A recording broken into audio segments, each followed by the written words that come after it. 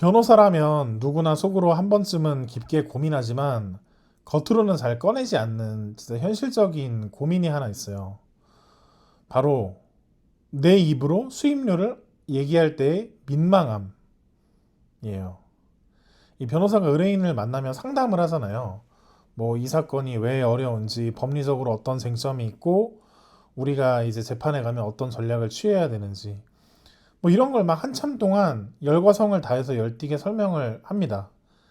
그럼 의뢰인 입장에서는 이제 자기 인생이 걸린 문제니까 저도 온 신경을 집중해서 최선의 전략을 짜기 위해서 노력을 하죠. 근데 그렇게 1시간 가까이 진짜 몰입해서 설명을 하다가 마지막에 결국 수임료가 얼마라는 이야기를 해야 되는 시점이 와요.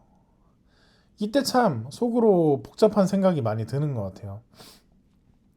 내가 방금 전까지 막 사건이 복잡하고 이게 치열하게 다퉈야 된다 막 이렇게 설명을 했던 게 혹시라도 약간 수임료를 많이 받으려고 일부러 겁을 주거나 뭐 과장한 것처럼 들리진 않았을까?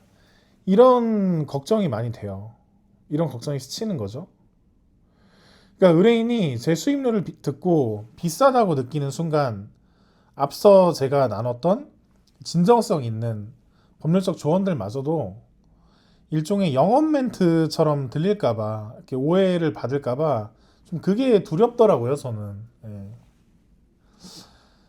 뭐 사람을 돕고 싶어서 그 사람의 인생 문제를 해결해주고 싶어서 법률 전문가로서 사건을 해결하고 싶어서 나눈 대화인데 결국 마지막에 돈 얘기를 해야 되잖아요. 이렇게 돈 얘기를 할 때 뭔가 그 순수성이 약간 퇴색되는 것 같은 묘한 뻘쭘함과 민망함을 느낄 때가 좀 있어요. 사실 돈을 받는 건 당연한 거긴 한데도 말이죠. 그래서 많은 로펌들이 이 사무장이라는 어떤 제도와 직위를 두는 것 같아요. 이 변호사가 뭐 나름 되게 고상하게 법률적인 조언이나 사건의 방향성만 짚어주고 멋있게 퇴장을 하는 거죠. 나가버리고.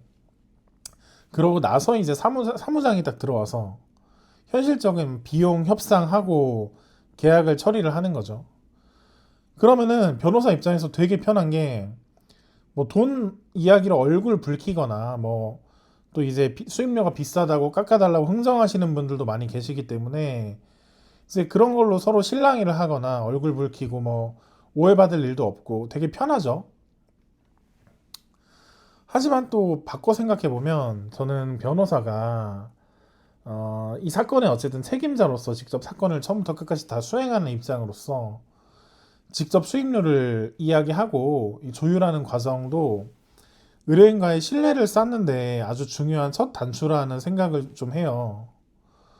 이게 사실 민망하더라도 뭐 오해받을까봐 좀 두렵더라도 어쨌든 내 노동의 가치와 이 사건에 쏟을 시간에 대해서 의뢰인과 투명하게 눈높이를 맞추고 이야기를 하는 게 맞다고 봐요.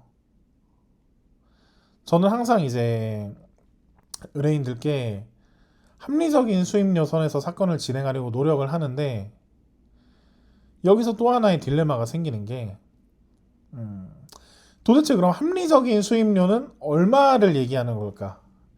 이 기준은 변호사들 사이에서도 의뢰인들 사이에서도 의견이 많이 갈릴 수 있겠죠. 여기서 제가 하나 덧붙여서 말하고 싶은 거는 무조건 수임료가 싸다고 좋은 거는 아닌 것 같아요. 많은 분들이 싼 수임료가 좋은 거라고 생각을 하시는 경향이 있는데 당연히 비용 부담이 적으면 좋죠. 좋지만 이 변호사 서비스가 어, 좀 가지는 특이한 점은 특성은 이 변호 서비스 자체가 공장에서 찍어내는 기성품이 아니잖아요. 이 어떤 변호사라는 사람의 인적 자원을 사실 거의 대부분의 이 일에 필요한 게 그 사람의 인적 자원인데 결국은 변호사들도 사용할 수 있는 시간과 에너지가 한정이 되어 있고 만약 이제 어떤 특정 사건에 대해서 변호사가 받은 수임료가 뭐 시장 평균보다 좀 턱없이 낮다.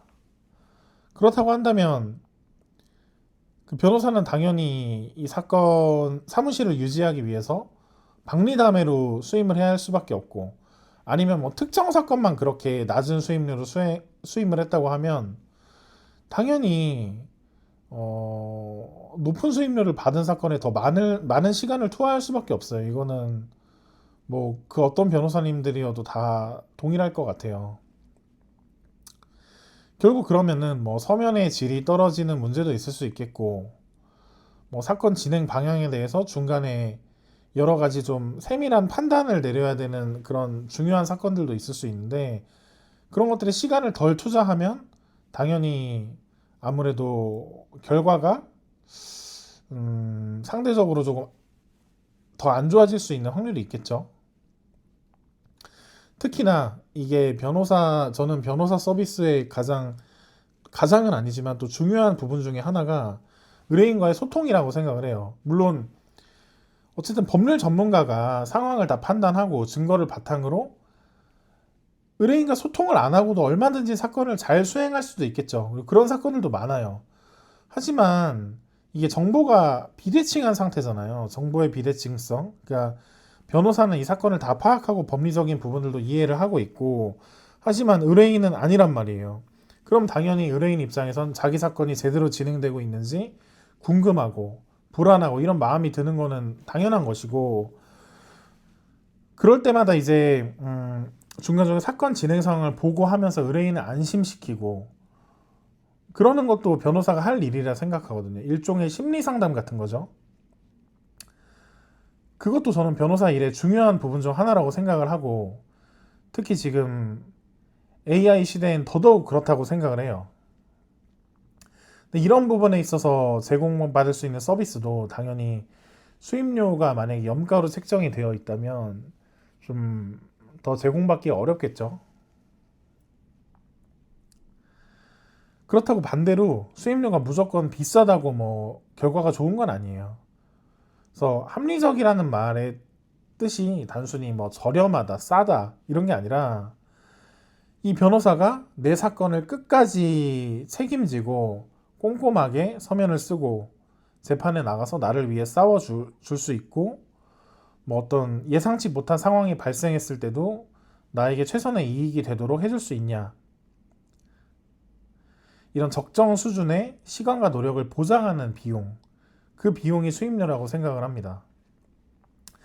결국 수임료를 직접 말하는 그 민망함을 이겨내는 유일한 방법은 변호사로서는 스스로에게 당당해지는 방법밖에 없는 것 같아요. 내가 이 금액을 받는 만큼 당신의 사건에 내 전문성과 시간을 온전히 갈아 넣겠다. 이런 확신이 있으면 그 민망함조차도 진심으로 전달이 되는 것 같더라고요. 그래서 저도 뭐 돌이켜보면 그런 사건들도 많아요. 이제 상담이 잡혀서 상담을 했는데 수임료를 제시를 했는데 그 수임료가 너무 비싸다. 나 이 돈에는 못하겠다. 깎아달라. 이런 요청을 하신 경우도 많았고, 그런 경우에 제가 판단을 했을 때 이거는 이거보다 수임료를 더 낮춰서는 수행하기 어렵겠다 판단된 거는, 그런 요구를 하셨을 때 저도 거기에 응해드리지 않았고, 그럼 당연히 사건 수행이 불발이 되겠죠. 그런 사건도 되게 많았어요.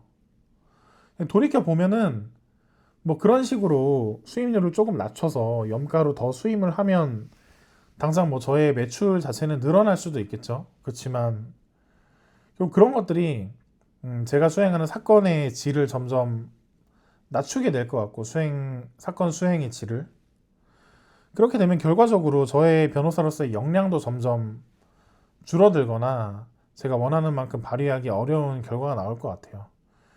그래서 당장의 이익도 중요하지만 내가 정말 이 정도는 해줄 수 있다는 자신감, 그 자신감이 있는 만큼의 수임료는 받아야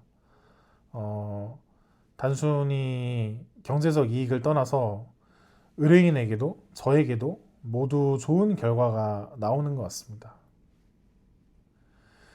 그래서 저도 아직은 제가 이제 변호사 3년 차기 때문에 연차가 높지는 않아서 더 좀 그런 마음이 아직도 남아 있는 것 같은데, 또 제가 자신 있게 수행했던 사건들, 자신 있게 수행할 수 있는 사건들, 이런 것들에 대해서는 좀 앞으로 당당하게 좀 수임료 얘기를 하고 확실히 이 정도 금액 이상의 서비스는 제가 제공해 드릴 수 있다.